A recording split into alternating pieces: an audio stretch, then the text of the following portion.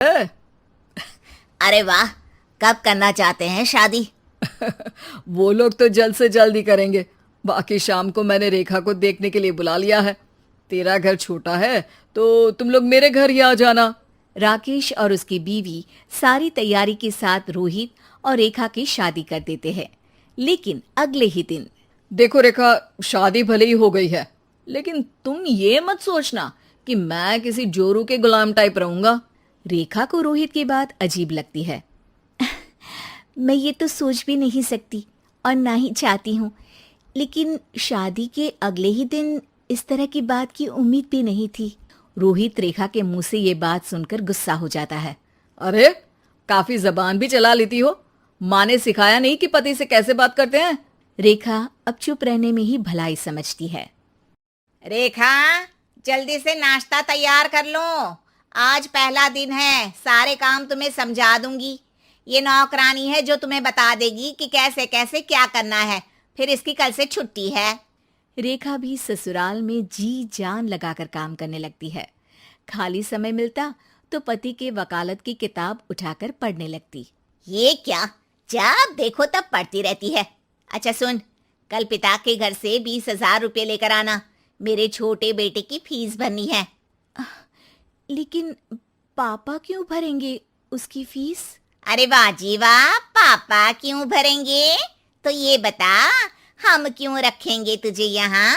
क्यों खाना देंगे फ्री में? अरे, क्योंकि मैं बहू हूँ इस घर की। तभी वहाँ रोहित आ जाता है। अरे वाह, बड़ी जबान चला रही हो। चुपचाप माँ जो कह रही है वैसा कर, वरना सामान उठा और जा अपनी झोपड़ी में। बेचारी रेखा क्या करती, पिता के घर जाती है, उनको सारा हाल बताती है। पिता भी जैसे तैसे पैसों का इंतजाम कर बेटी को ससुराल के लिए विदा करते हैं। देखा, अब कहाँ से आए पैसे?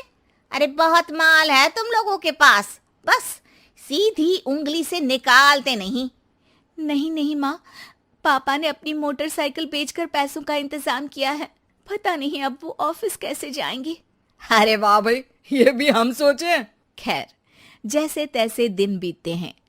रेखा जहाँ एक प्यारे से बेटे की माँ बनती है, तो वहीं उसका वकालत की किताब में ज्ञान और गहराता जाता है। हे भगवान, बुरे फंसे। ये केस तो लगता है कि मैं हार ही जाऊंगा। देखिए, मैंने आपकी इस केस की फाइल पढ़ी थी। इस केस को जीतना बहुत ही आसान है।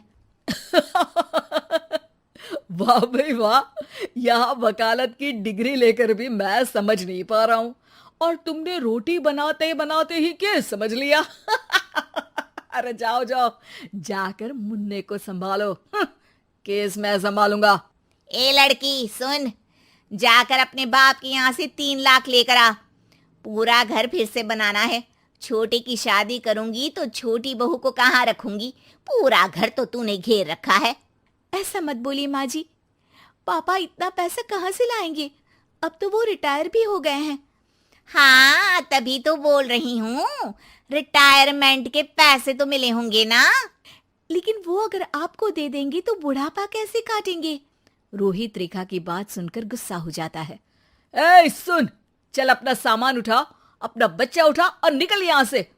रेखा के लाख आग्रह के बाद भी रोहित और उसकी सास उसे घर में नहीं रखते। पापा, मैं तलाक चाहती हूँ। बेटा, मेरे पास वकील के पैसे नहीं है। पापा, आप मुझे वकालत करवा दीजिए। अपना केस मैं खुद लड़ूंगी। इस बार रेखा के पिता भी उसे ससुराल ना भेजकर रिटायरमेंट के पैसों से वकालत करवाते हैं। और फिर एक दिन कोर्ट के बाहर, रोहित, आज तुम अपना ही केस हार गए, वो भी उस लड़की से जिसकी तुमने कभी कदर ही नहीं की। रेखा, मुझे माफ कर दो। मैं इतनी बड़ी अमाउंट कहाँ से लाऊंगा? मैं हर महीने पैसे नहीं दे सकता तुमको। पैसे वहीं से लाना जहां से तुम मेरे पापा को लाने के लिए मजबूर करते थे।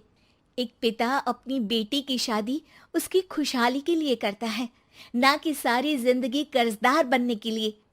अरे, मेरे ही बेटे की किताब पढ़ पढ़कर ज्ञान बांट रही हो। वकालत की किताब तो ससुराल में ही पढ़ी थी ना। बिल्कुल, यहाँ मेरी गलती रही।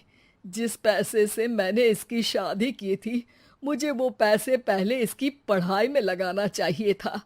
और आज रेखा एक जानी मानी वकील के रूप में काम